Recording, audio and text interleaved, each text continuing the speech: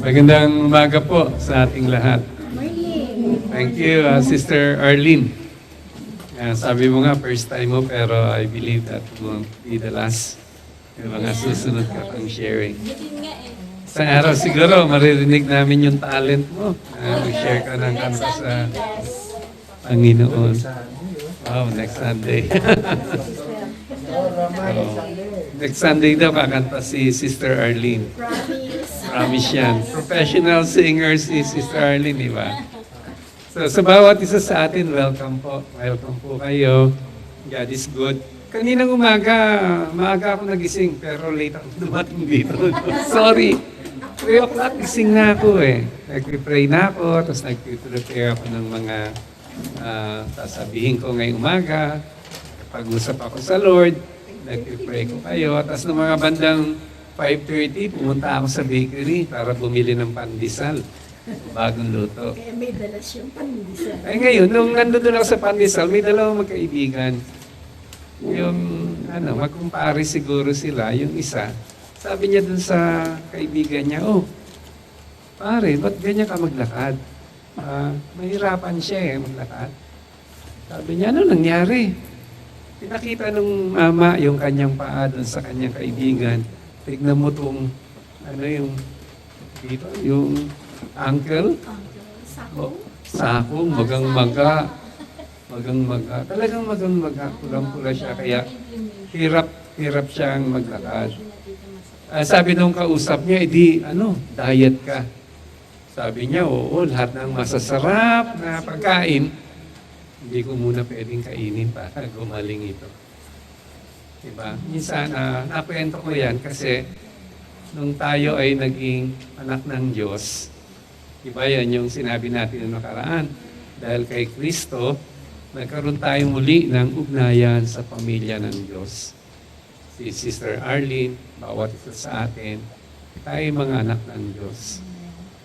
At alam natin na sa pamumuhay natin ngayon, may mga dating ginagawa tayo na ngayon ay hindi na madali para gawin ulit. Diba? At gaya nung mama, sabi niya, yan yung mahirap pagka may bawal-bawal na. Yung masasarap, Brother Ray, bawal. Mahirap yan. Parang nung minsan, nasubukan kong mag-diet kasi diabetic ako, kailangan mag-bawas ng sugar. Nag-diet ako ng carbs at saka sugar. Talagang effective. Bumaba yung sugar ko, natanggal yung insulin sa akin.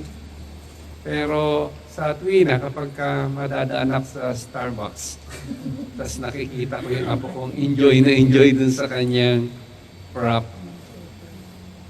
Napapaisip ako eh. Minsan kaya, ako naman, mag-prop din, mag-kit. O kaya pagka may celebration doon sa bahay ni Nasen sa Guadalupe at may nilabas na Contis, Mango Bravo, boy, puro sugar to. Minsan mapipil mo, parang deprive ako. Parang yung masarap, hindi pwede. Pero ngayon, gusto kong ipagpauna sa inyo kasi ang talatang bubuksan natin, malinaw na inuutos ng Diyos sa atin kung ano yung dapat nating gagawin. At sa pag-utos na to, sana gusto kong makita ng bawat isa na yung puso ng Diyos dito ay puso ng pagmamahal.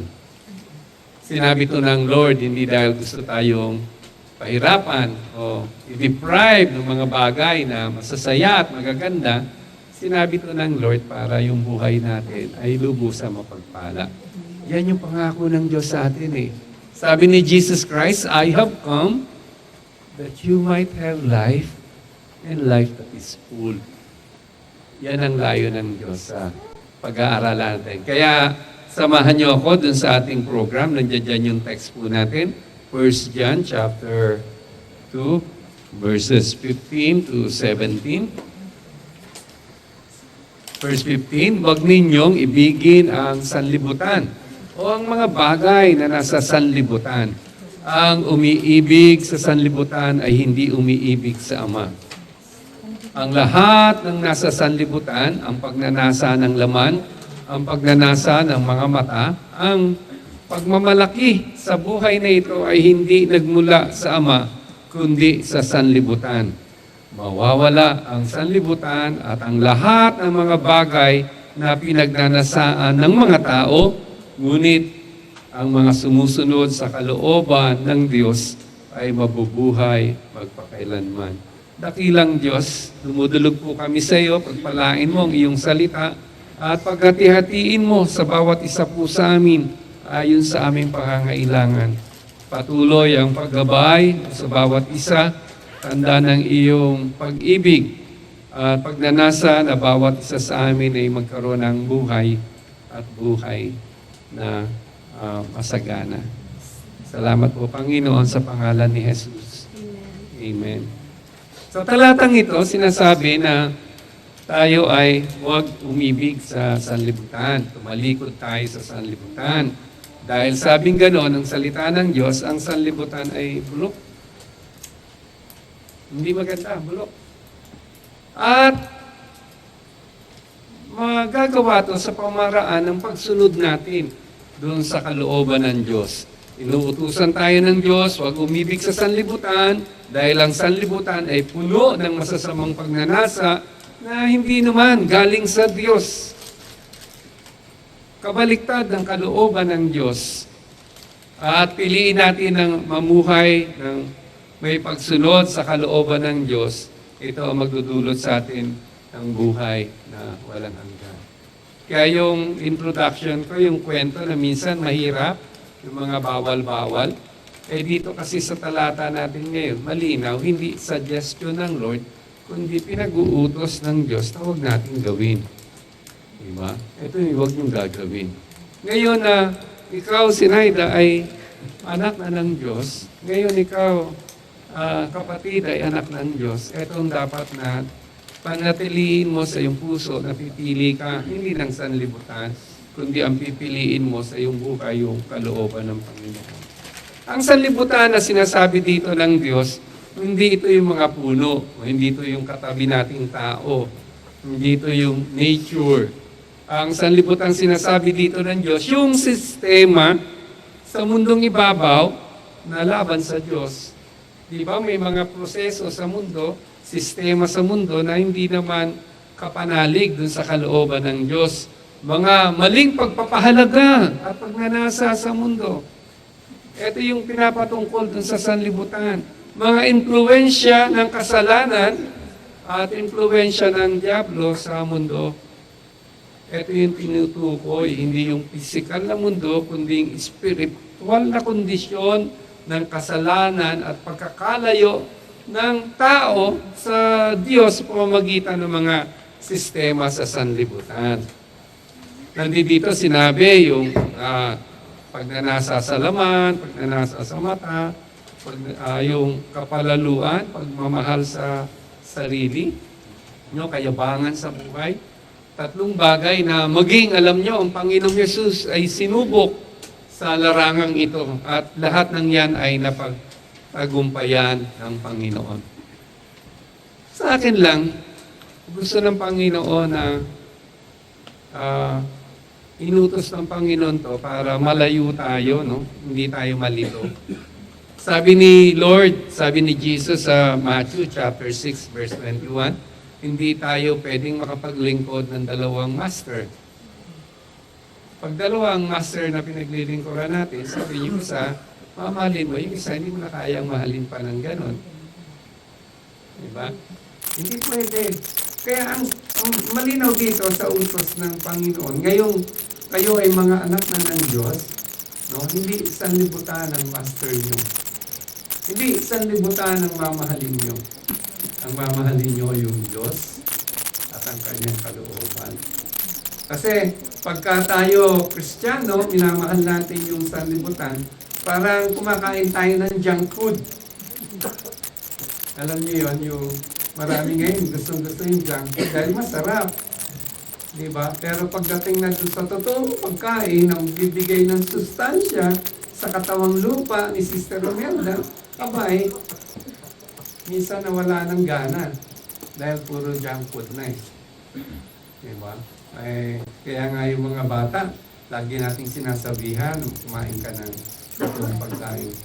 Pag nagluluto ako sa bahay, sinasabi ko kay Sen lagi, Hindi ako nagluluto para mabusog tayo. Luluto ako para masustansya yung katawan natin. Ngayon, gulat siya pag maglagay ako ng kamatis at sibuyas talagang Dami. ang dami. Parang, bakit ang dami? Parang sobra-sobra. Hindi, kasi may sustansya yan. May gamot yan. Kaya sabi ko, kumakain tayo, hindi lang para mabusog, para maging masustansya yung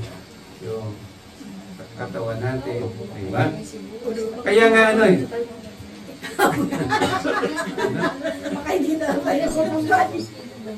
Baka hindi na tayo kumamatay. Darating yun. Sa saktong panahon, pagkakatawag ng Panginoon. At saka ito pa yung isang dahilan. Ito pa yung isang dahilan kung bakit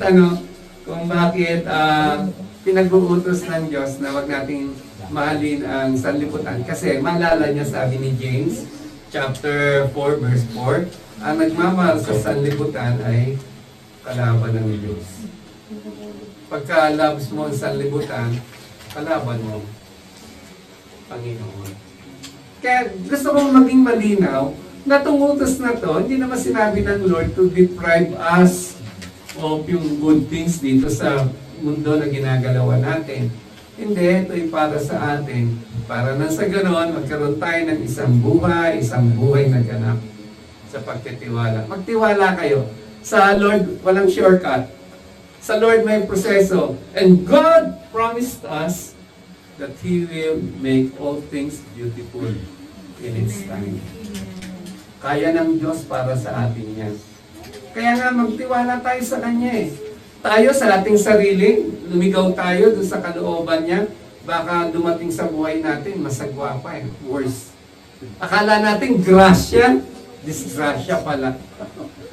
yung ganun ba? Nag-expect ka na, yung alam mong kontra sa Lord yun, bandang muli, disgrasya, kasampuso mo, dumudugo, umiiyak, pagod. Katunayan, kung ako nga minsan nagkaroon ng reflection, sarili ko, lahat ng mga down moments ko, mga pinoproblema ko ng gusto, ito yung resulta ng aking kasalanan, aking kapantakan, aking pagsuway sa Panginoon. Pero yung mga masasayang yugto ng buhay ko ngayon, alam nyo, nakita ko ito yung resulta ng pagsunod ko sa Panginoon. Sa biyaya ng Panginoon. Nung Monday, hindi naman sa pagmamalaki sa inyo, mga kapatid. Kami ni Brother Levin, nag-bike kami. Walang village is, umikot kami sa Marcos Highway, sumulong, baba kami sa Ortigas. Tapos uwi kami ng bahay.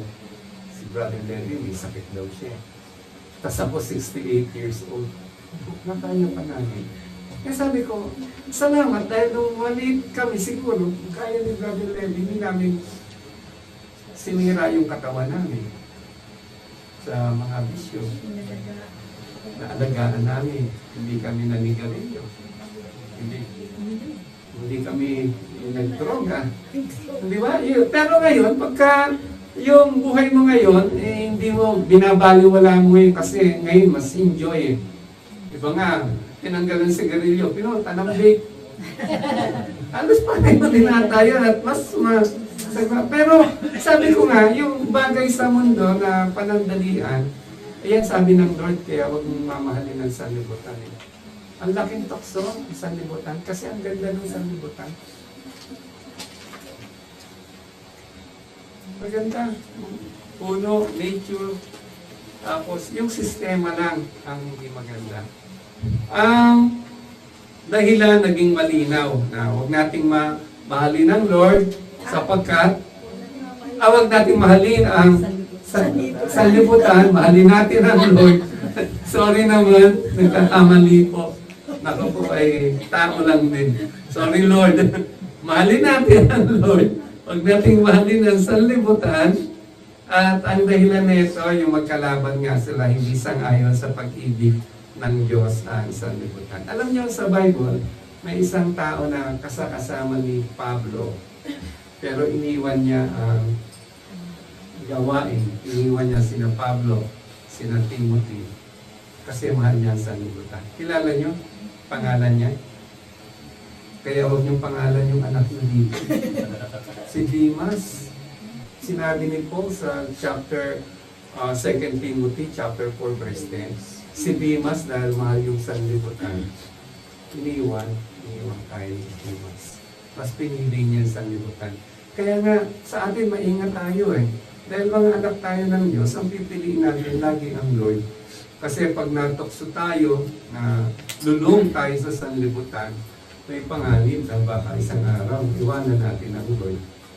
Yung magbibigay sa atin ng buhay na masagana ay na dito tayo kagaya ni Demas, iniwan ang gawain para sa sanlibutan. Hindi magkasundo ang pag-ibig ng Diyos at ang sanlibutan. Pag-ibig sa sanlibutan ay nakakapagdala sa atin sa kapahamakan, kabiguan. At sa sanlibutan, binigyan ni John ng tatlong uri ng pag-iingat na meron tayo dapat. Yung mag-ingat tayo sa pita ng laman, mag-ingat tayo sa pita ng mata, mag-ingat tayo sa kapalaluan ng ay. No? Yung pita, ang ibang translation dyan, ano? Pagnanasa, matinding pagnanasa ng laman, matinding pagnanasa ng mata at kapalaluan sa buhay. Sa laman, halimbawa, ang tao sabi niya, ang gusto ko ganito. Yan, gusto ng laman. At ang gusto niya, nauna. Gusto kong yumaman. Nauna. Diba? Ang sa Lord, hindi eh. Kailangan self-control. Gusto ng Lord, nag-bless tayo. Binigyan tayo ng Lord ng mga talento. Gamitin natin yung talentong yan para sa, hindi lang para sa atin, para sa ibang tao. At habang ginagamit natin yan, tayo ay pinagpapala ng Lord. May timing ang Lord. Oh, may timing ang Lord, hindi yan biglaan, hindi yan gusto ko ngayon. Maraming napahamak dun sa pagnanasa ng lamang, gusto na. Si Jesus, nung nag-fasting siya ng 40 days, di ba? Dinala siya ng demonyo, tinukso siya ng demonyo. Dinala siya sa disyerto. 40 days, gutom ang Lord. Sabi ng demonyo sa kanya, gawin mo tinapay yung bato. Ang sagot ng Lord sa kanya, man shall not live by bread alone, but by every word that comes out of the mouth of God. At tagumpay ang Lord. Kasi isang bagay ang sigurado, pag ikaw ay anak ng Diyos, tutoksuin ka ng demonyo, dadaling kang muli, babalikan niya, kaya niya, dun sa sanlibutan.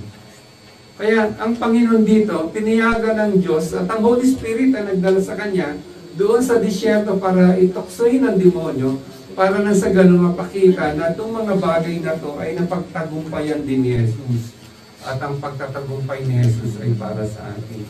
Pero ganyang kalupit ang mundo, tutoksohin at tutoksohin tayo. Sino bang ayaw yumaman?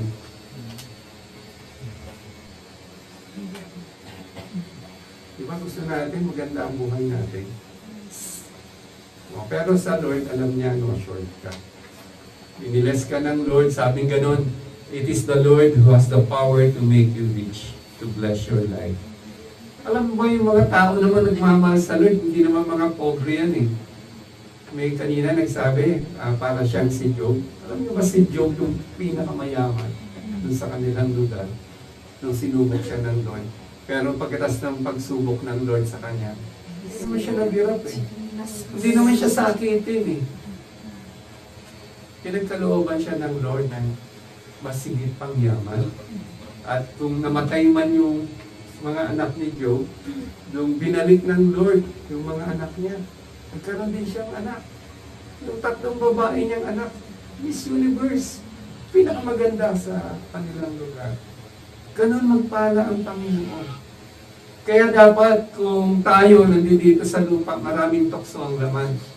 Yung nauna, yung masaya dito.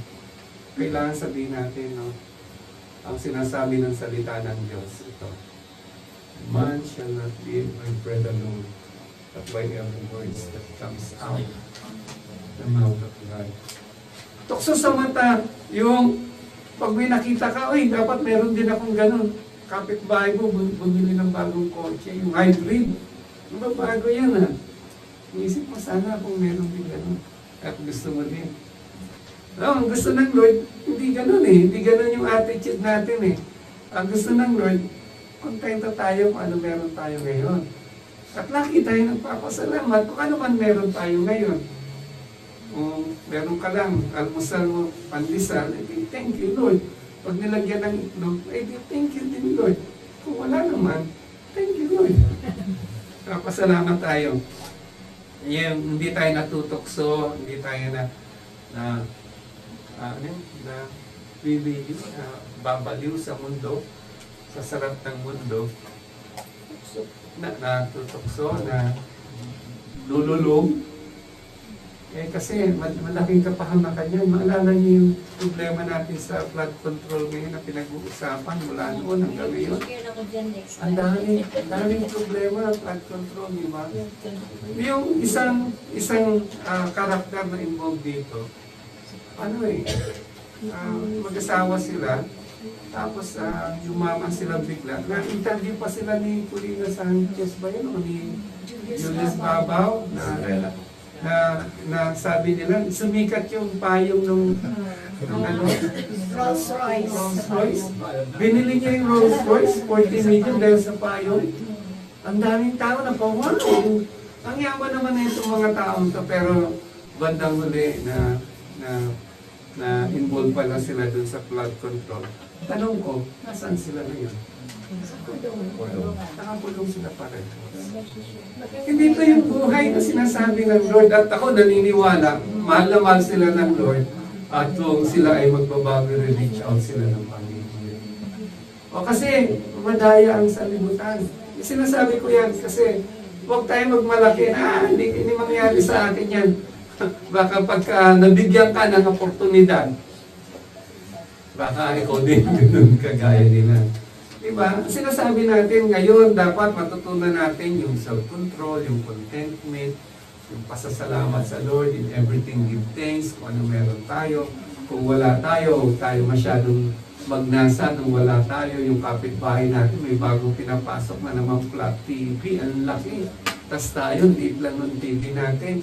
O minsan, wala pa tayong TV, sa cellphone lang tayo nakikinood. Okay lang yun. Pasalamat tayo sa Lord. Diba? Hindi kailangan mayaman tayo sa gamit sa sanlibutan. Ang sinasabi sa atin ng Lord, pag mong mahalin ang sanlibutan, yung sistema dito sa sanlibutan, kasi kalamitan, yan yung sa sistema sa sanlibutan, inggitan ba? Inggit ka? Bakit? Yung gano'n kasi gusto mo din. Kaya, yung may mga tao na naliligaw sila sa landas, yung gusto nilang buhay para sa pamilya nila, yung mag-asawa na nabanggit ko kanina, mahal na mahal nila yung anak eh. Umiyak yung nanay nung makukulong siya, hindi niya makasama yung anak eh. Di ba? Pero ngayon, nahiwalay sila dahil nagkamali yung pagpili nila sa sanlibutan kasi ang sabi naman ng Biblia, the pleasure of sin is fleeting. Alam niyo yung fleeting, panandalian lang. May saya siya, may tuwa siya, may ganda siyang dala sa ating buhay. Pansamantala lang, paano pagkatapos ng huli, pag nagkasiil-siil, nagka-judgment na, ayun, makita mo yung sarili mong na-deprived. Ang daming offer ngayon ng mundo sa atin para tayo yumaman, sumayan, etc. Pero tandaan natin, sabi ng Lord, man shall not live by bread alone, but by every word that comes out from the mouth of God. Si Jesus, dinala ng Diablo doon sa taas, sa tuktok ng templo. At sabi ng Diablo kay Jesus, nag-quote ng Biblia, si Satanas, alam niya yung Bible eh. Sabi ng Biblia, magpahulog ka dyan, At hindi papayagan ng Diyos na sasaluhin ka ng anghel ng Diyos. Ang sabi ng Lord kay Satanas, thou shall not tempt the Lord thy God. Eh, kaya naman talaga ni Jesus yun. Isang araw nga, nagulat yung mga alagad, di ba? Binagyo sila, nakasakay sila dun sa maliit na bangka. Ginising siya ng mga disipulo, sinabi, Lord, mamamatay na tayo. Sinaway ng Diyos yung hangin at yung bagyo. Tumahimik yung paligid. Ang sabi ng mga alagad sa kay Jesus, what manner of a man is this? That even the winds and the waves obey Him. Kaya ng Lord yun eh. Pero sa pagkakataong ito, hindi pwedeng gumawa lang ng isang bagay para i-display mo yung kung sino ka. Yung tawag dyan sa Tagalog o sa English, pride sa Tagalog, kayabangan. Pakapost ka ng post sa social media eh. Yan, may kahalong pride na, ingat ka lang.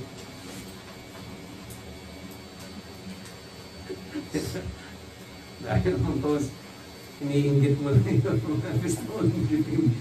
Mga kaibigan, etc. Uy, si Pastor Jomel. Si Jomel, naglalakad, post.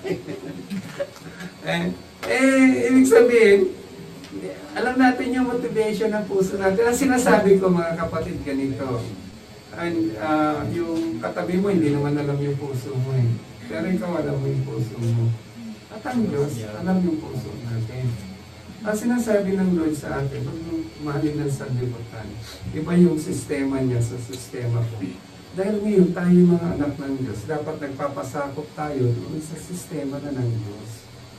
Kaya ang mga pagsasabi niya lang talaga, hindi si Pastor Norman, ito lang at saka ang Lord. Kaya habang umaharap tayo at sumasalamin tayo ngayon sa salita ng Diyos, magandang sinasalamin din natin yung ating buhay para magkaroon ng tamang patnubay sa bawat isa sa atin. Kasi darating at darating ang araw. So yung ginagawa mo ngayon, isang taon, maliit pagkatapos nito, isang araw, o 10 taon, dito makikita yung resulta sa buhay mo. Nilalakaran mo yun. Maaaring ito yung maging source ng problema mo. Source ng kahihiyan mo. Source ng marami pang stress na hinaharap mo. Bumili yung kapitbahay mo ng TV. Wala ka naman budget. Bumili ka din. Nag-travel yung kaibigan mo, pumunta sa Europe, travel ka din. Eh, may credit card naman eh. Diba? Bakit? Ang problema, yun yung sistema sa sanlibutan. Yabangan, kapalaluan. Ako ito eh, yung walang pasasalamat sa Diyos. Parang, yung Diablo, dinala ang Lord doon sa tuktok ng bundok. Ito yung tukso ng Diablo sa Panginoon eh. Pinakita ng Diablo sa Panginoon yung kaharian, yung karangyaan ng mundo. Sabi ng Diablo kay Jesus, bibigay ko sa iyo lahat yan. Sumamba ka lang sa akin. Ang sabi ng Lord sa kanya, thou shalt worship the Lord thy God. He alone is to be served. Dapat ganito yung attitude natin sa mundong ibabaw. Darating ang tukso. Nandiyan dyan yung tukso na pagnanasa sa ating laman. Nauna! Gusto mo na itong mga bagay nauna. Hindi, sabi mo, in God's time. Wala kang boyfriend. Nauna! God's time. Atawa si Pastor Mama, hindi naman matuloy.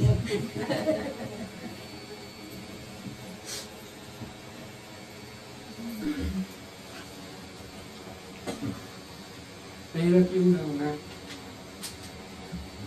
Mahirap yung sa mata, yung nakikita natin, gusto meron tayo. Mahirap yung kapalaluan sa buhay, yung kayabangan. Lahat ng to pinagtagumpayan ng Panginoon. At ang pagkatagumpay ng Panginoon ito para sa atin. Para sa atin. Para hindi tayo mapahawa. Anong kwenta no meron kang dalawang eroplano, meron kang helicopter, pero takbo ka ng takbo hanggang isang araw mahuli ka. May nahuli daw si Salvito. Mayaman na tao yan. Yung mga anak nila, yung pag nag-display ng front ng wealth, di ba? Wow, sabi mo, galing. Pero ngayon, pagkatas ng lahat, yung pinoplant nilang wealth, naging kahihiyan. Isa naging ebidensya pa para sila ay habulin at makulong. Kaya yung pangako ng sanlibutan, kung maganda man yan sa pandinig mo, eh, huwag mong patulan. Permis tayo dun sa salita ng Diyos. Permis tayo dun sa kalooban. Pagsunod sa kalooban ng Diyos, hindi tayo mawawala. Kaya nga yung sa pangatlong bahagi ng sabihin ko, ito yung katotohanan na giniit ng Panginoon, sinabi ng Lord sa kanila.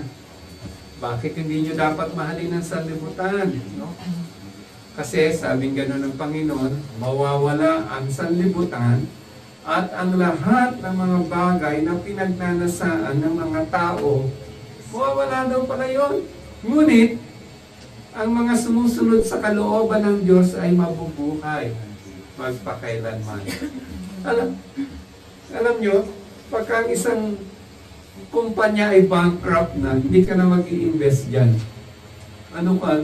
Bankrupt na nga, invest ka pa. Parang wala ka naman sa hulog pagka ganyan, di ba? Parang wala kang sa sariling katinuan. Naalala ko nung bagong kasal kami ni Ise, may nagbigay sa akin ng cheque, regalo. Office mate ko. Bigyan ako ng cheque. Eh, ako hindi ko pina-encash agad. Wedding gift sa amin. Office mate ko. Hindi ko pina-encash agad. Tinignan-tignan ko ang cheque kami. Cheque kami. Tapos tignan ko yung office mate ko. Pasalamat ako sa cheque mo. Isang araw, yung cheque kasi Manila Bank. Bankrupt ang Manila Bank. Nagsara. Tingin ko yung cheque, hindi ko na ma-encash. Sarado na. Eh di, sayang. Diba? Eh, ganun yung mundo. Pagka ang buhay mo, i-invest mo sa mundo, kapatid, sayang. Bankrupt na yan eh. Sabi nga ni Jesus, heaven and earth shall pass away, but my words will remain. Lahat mo nakikita dito ay sistema sa araw. Bali wala, mawawala na lahat yan eh.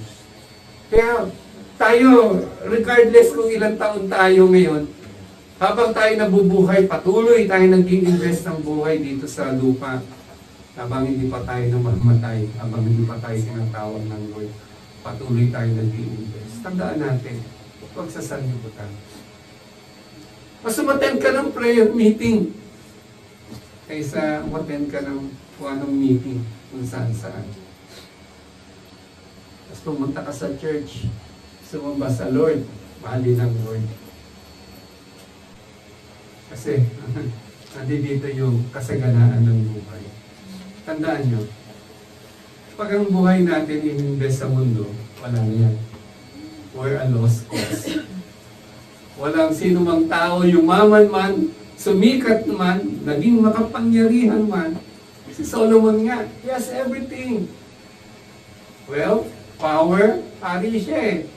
Pero sabi niya, life is meaningless without God.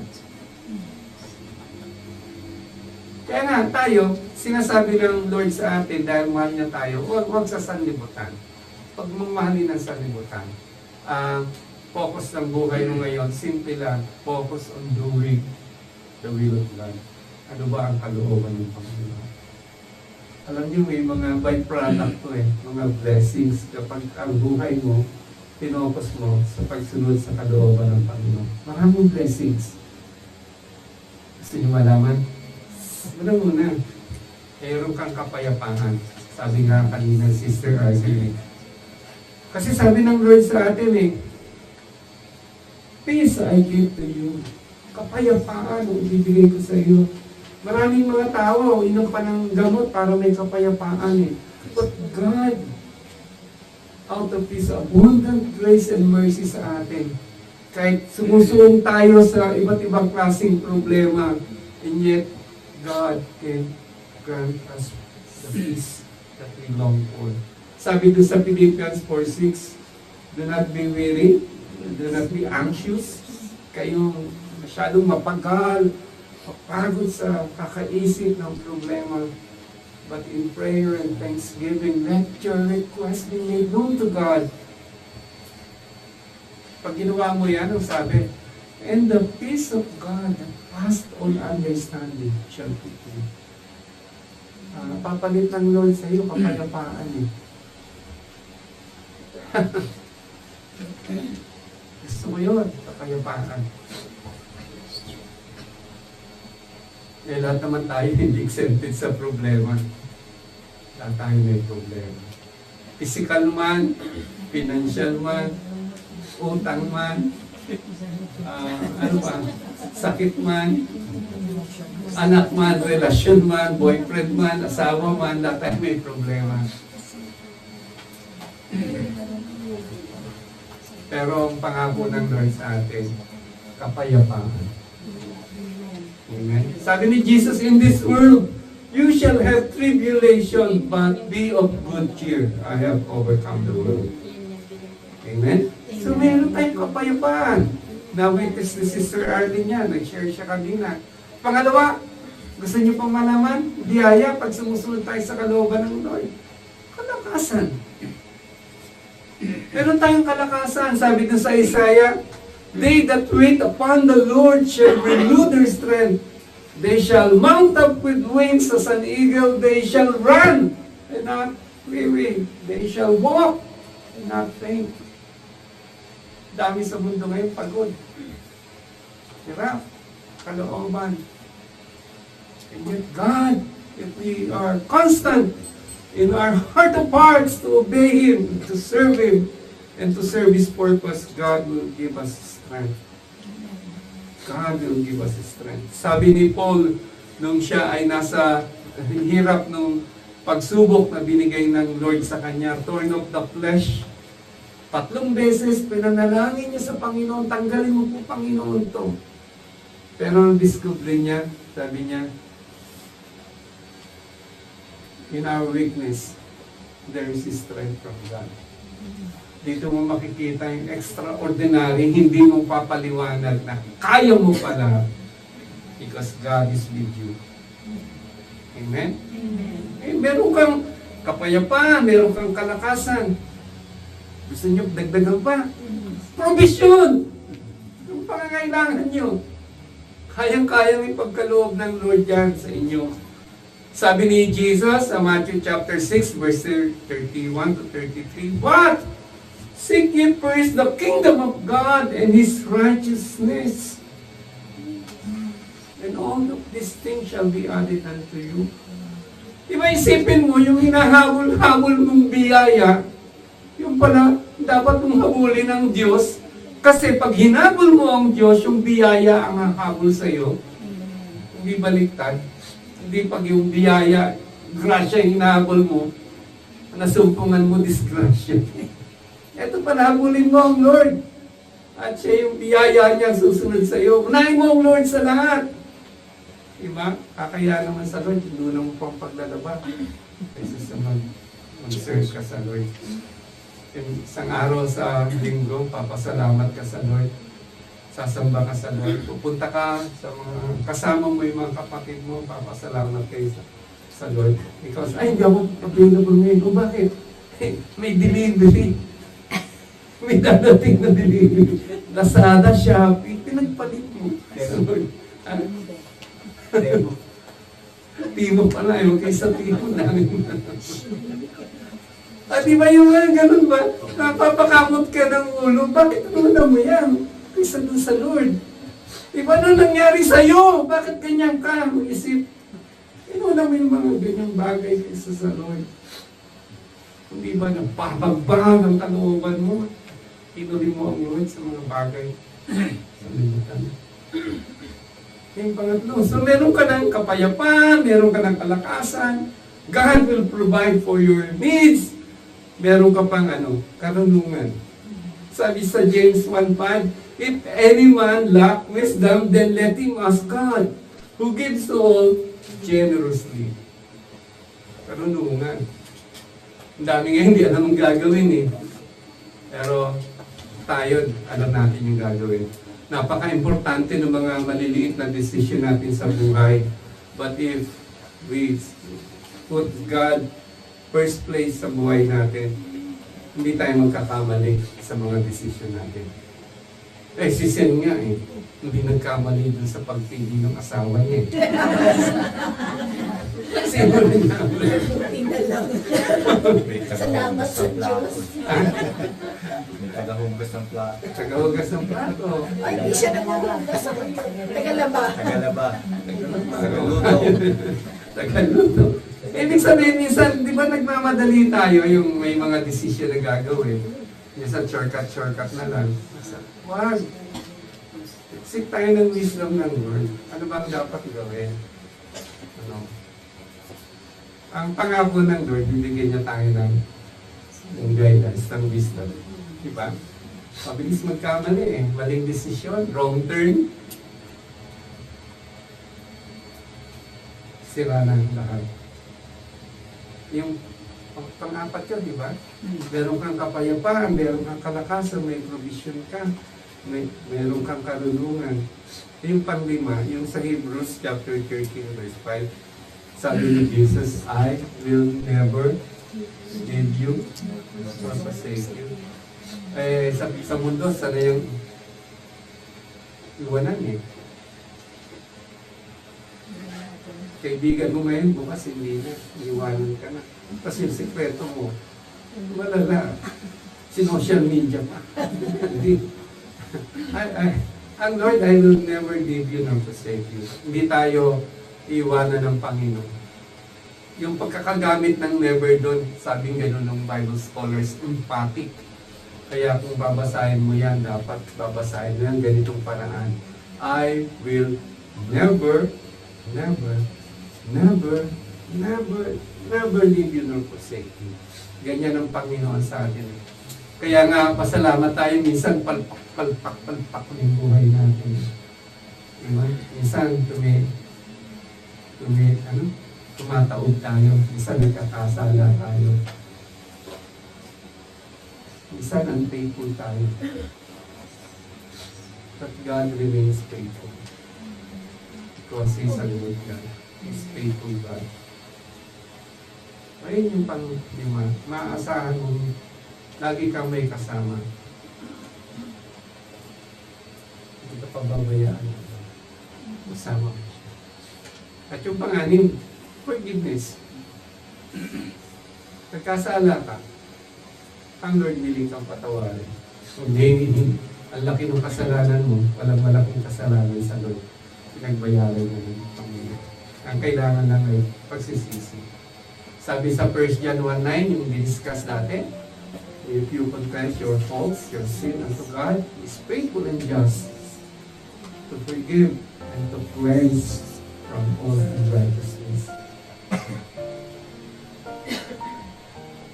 Salamat sa Panginoon. Miski ako, sa mga kasalanan ko, pinatawad niya. Tayo, sa kasalanan natin, madami pinatawad niya.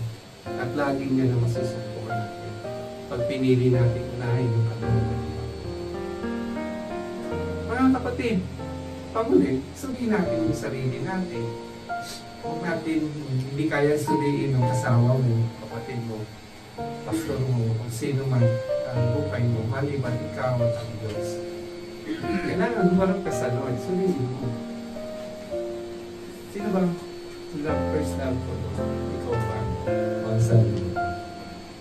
Sa prayer ko, nawa, magkaroon tayo ng inspirasyon sa pamamagitan ng salita ng Diyos.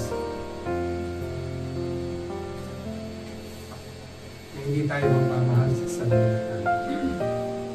Naunayin natin yung kalooban ng Diyos. Yan yung mamahalin natin. Kasi ang kalooban ang pangwalang hanggan. Maraming blessing ang Lord sa pagsunod natin sa Kanya. Dito sa lupa. At sa walastik ng lahat ng walastik, pagpanaw natin sa lupa, may pangako ang Diyos sa atin ng buhay ng walas. It's a very wonderful place. An assurance from God ang ibigay sa atin. Kaya today, as we mark our lives, sana may check lang. May kumalag sa lupa. Ang love ko, si Lord natin. Amen. Let's pray. Dakilang Diyos, ang aming puso ay taos sa aming pasasalamat sa iyo. Dakila ka, nagmamahal sa amin. Pinupuri po namin kayo, sinasamba, dinadakil. Ikaw, at tanging ikaw lang, ang makapangyayari sa amin. Patuloy mo kaming gisingin sa aming pagkakatulong. Nawa, bawat isa sa amin ay totohanan. Ibig ka, mahalin ka. Kung puso, isip, kaluluwa at batas. At hindi ang sarili. Tulungan mo po ang bawat isa sa amin. Magkaroon ng katotohanan ito sa bawat buhay namin. Sa pangalan ni Jesus.